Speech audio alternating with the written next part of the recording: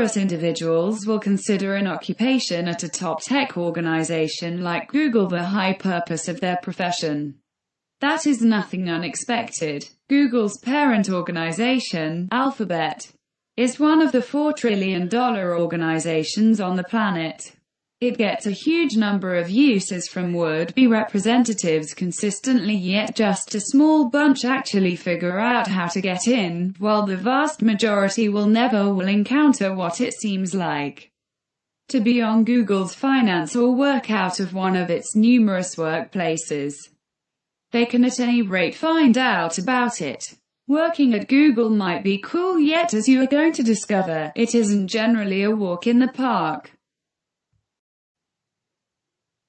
First amazing fact, you get a wide range of names tossed at you. Each Google representative is recognized by a casual name.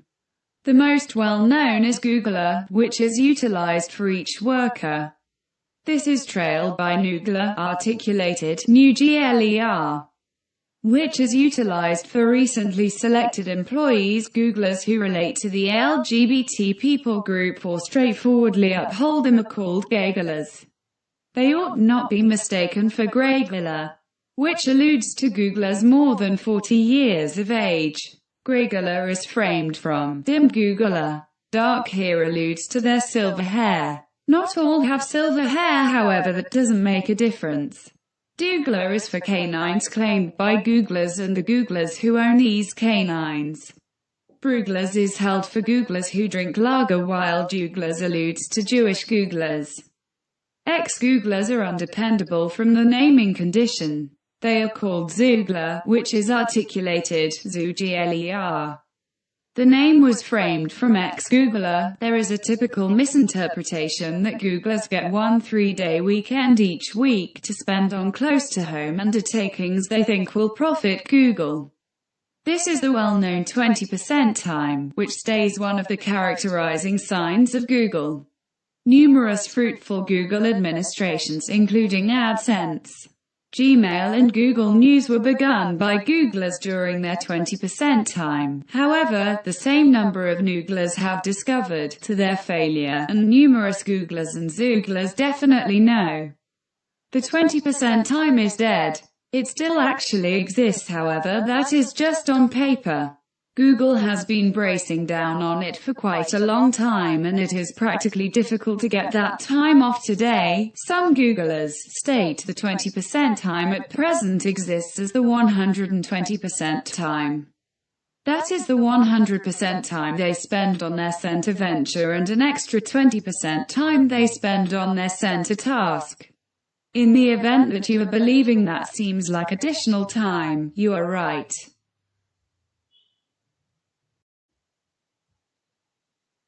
Second surprising fact, you get the Google 15. In your first year, every Googler gets 3 square meals every day for free.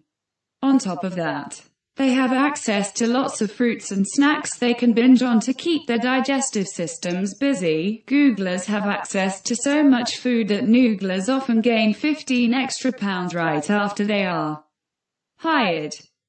Googlers call this the Google 15. Rumor has it that Google serves so much food because co-founder, Sergey Brin, requires every Googler to be within 200 feet from food. Third surprising fact, you get to answer quirky interview questions. Google is famous for the quirky interview questions it asks its would-be employees. Even interns are not spared of these strange questions. They have been asked to estimate the number of tennis balls they think can fit into an airplane. Prospective Googlers are asked more difficult but equally strange questions like how many books are published in the US annually, the number of haircuts people get in the US every year, how they would design an ATM for elderly people, and how they would solve homelessness in San Francisco if they have the powers to. Google understands its bizarre interview questions are often difficult and has gone on to ban some of them. This includes logical questions like why manhole covers are round to weird ones like how many piano tuners are alive. How many vacuums are made in the US every year and the number of golf balls that will fill a school bus? Fourth surprising fact, everyone is assigned to a ladder. Every noogler is assigned to a ladder the moment they are employed.